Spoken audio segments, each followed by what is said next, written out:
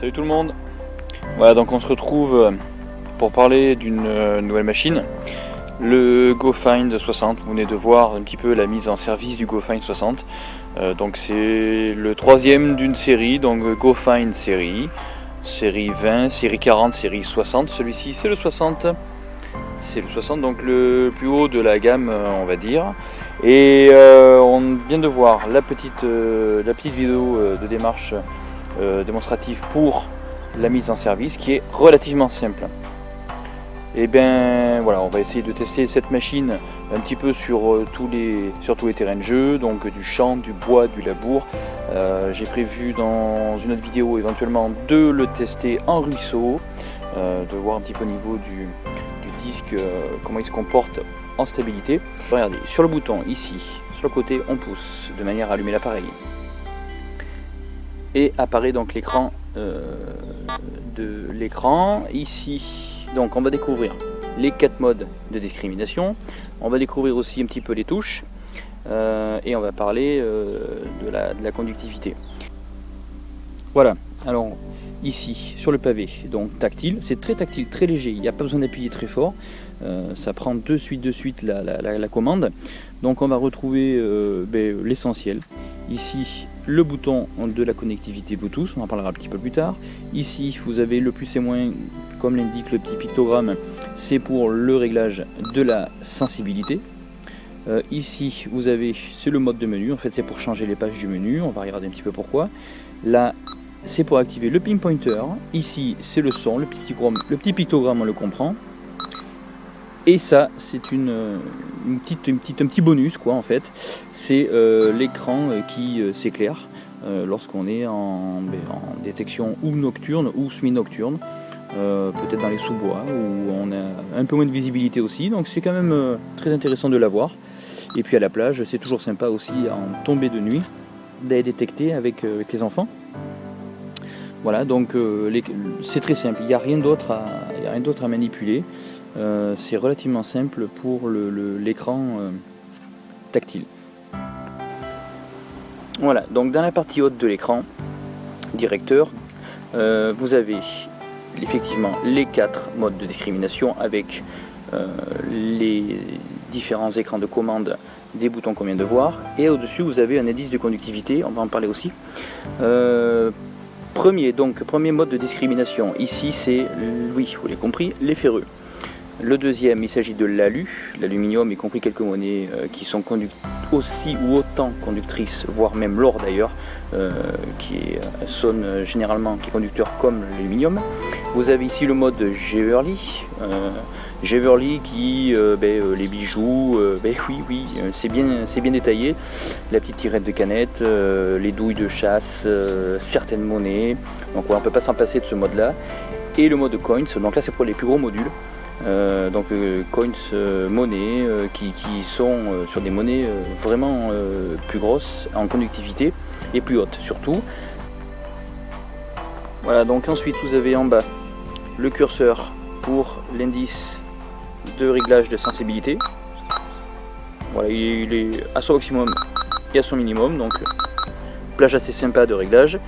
Niveau de la batterie, ici c'est la petite croix pour l'activation du pin pointer. Voilà, on l'active, on le désactive. Ici, on ne le voit pas, mais vous avez en fait l'affichage de la profondeur de la cible qui s'affiche. Et ici, c'est le curseur pour le réglage du son, qui a son maximum et qui a son minimum. On peut carrément le couper. Voilà, il y a évidemment la petite connectivité ici, également pour la prise de jack. Donc le principe est le suivant, c'est qu'on peut détecter en tout métaux. Là ici on est en tout métaux. On appuie juste, alors l'écran est super tactile, il ne faut pas du tout appuyer, c'est très léger. On passe le doigt et ça capte de suite. Tac tac. Voilà. Donc on appuie une fois sur la petite loupe qui est présente ici en rouge et on s'aperçoit qu'il manque un pictogramme. Donc en fait c'est le mode discret. Voilà, on a discriminé tous les ferreux. Voilà, c'est relativement simple. Si on rappuie, et ben voilà, on discrimine tout ce qui est aluminium. Donc en fait, je vous cache pas qu'il ne reste pas grand chose.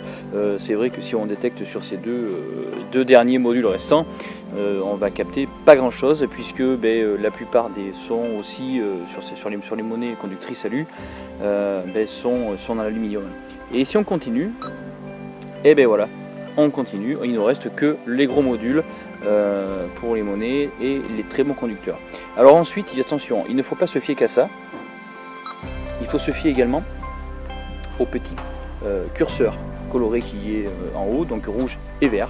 En fait, si vous avez une cible, on le verra dans la vidéo un petit peu plus loin, s'il y a une cible, vous avez de la couleur jaune, orange, rouge et vert. Si effectivement vous avez un curseur ici qui clignote vert et que ça clignote ici, c'est un très bon conducteur, cible potentielle. Si vous avez ce curseur qui clignote avec ici une LED rouge, aïe, attention, c'est peut-être une grosse masse ou un gros ferreux. Donc voilà, il faut faire attention aux deux modules. Ensuite le mode pinpointer qui est très simple aussi, on l'active et en fait voilà, sur les 5 petites LED, plus la LED est au milieu, ici pardon, je dérape, plus la LED est au milieu, plus vous êtes sur la cible.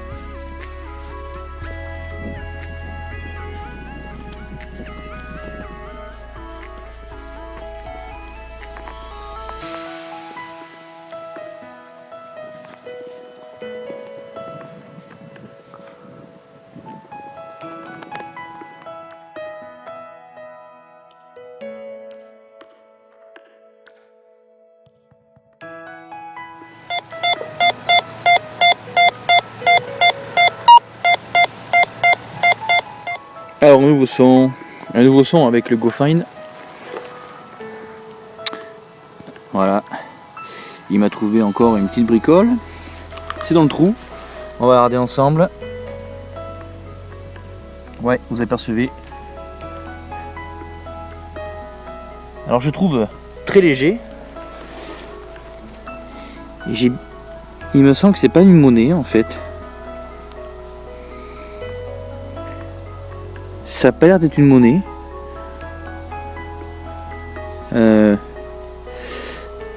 On dirait une petite attache là, juste là. Je vais passer un petit coup de brosse à dents et je vous reprends pour voir ce que ça donne. C'est pas une monnaie, je pense c'est une broche qui est vraisemblablement cassée ou un couvercle de quelque chose. A tout de suite. Alors nous revoilà. Donc j'ai passé un petit coup. Donc effectivement on dirait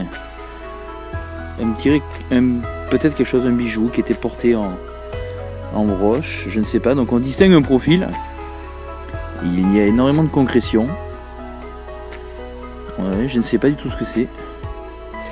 Alors, on va essayer de nettoyer ça à la maison tranquillou, mais juste sur les côtés, ici aux quatre coins, là, ici, et l'autre côté, on aperçoit des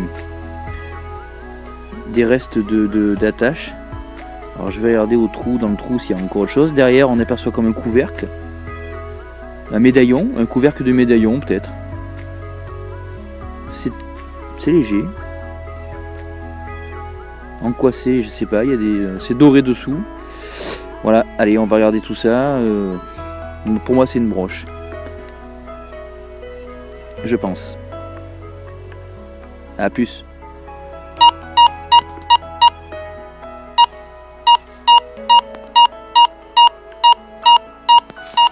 Donc un nouveau son et bon, c'est déjà sorti. Voilà. On l'aperçoit.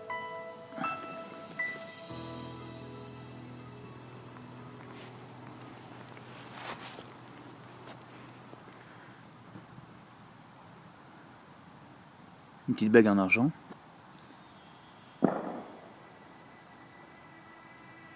Allez, je nettoie tout ça et je vous reprends. Voilà, donc c'est un peu plus propre. Et bien c'est sympa comme tout. Merci au GoFind. Elle est très jolie. Donc il y a des petites pierres dessus. Bon, elle est cassée. Voilà, elle est cassée, je l'ai détordue, mais voilà, c'est pour ça qu'elle a été perdue à mon avis d'ailleurs, c'est parce qu'elle s'est cassée.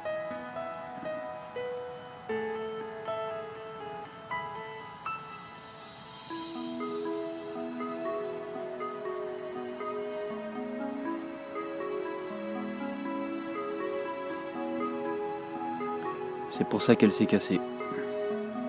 Bon, ben super content. Très joli. Bon, ben, j'arrive pas à nettoyer au milieu, mais voilà, jolie trouvaille. Donc en fait l'indice était pas sur Jeverly, l'indice argent était sur Coins.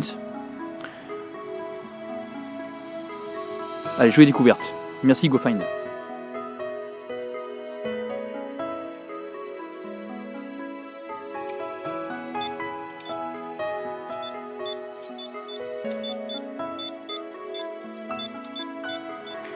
Alors avec un nouveau son et un nouvel objet qui est ici. Il l'a bien pris, hein, notre ami le GoFind 60. Ah, un plan de sac. Un plan de sac, ça fait un petit moment que j'en avais pas fait. Et il est sympa.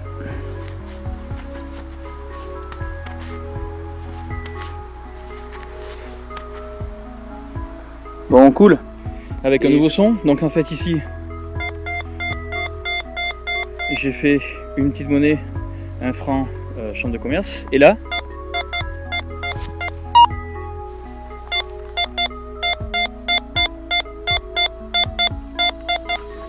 je pense qu'il doit y avoir la petite sœur. Il doit y avoir la petite sœur en quelque part. Par là.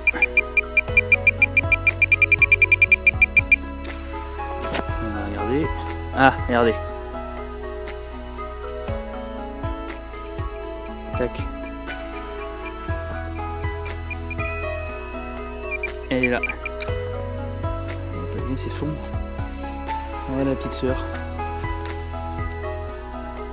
Donc là, c'est pas une c'est un franc morlon en bronze.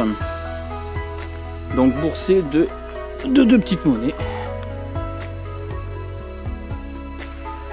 Pour le GoFind 60. Allez, merci.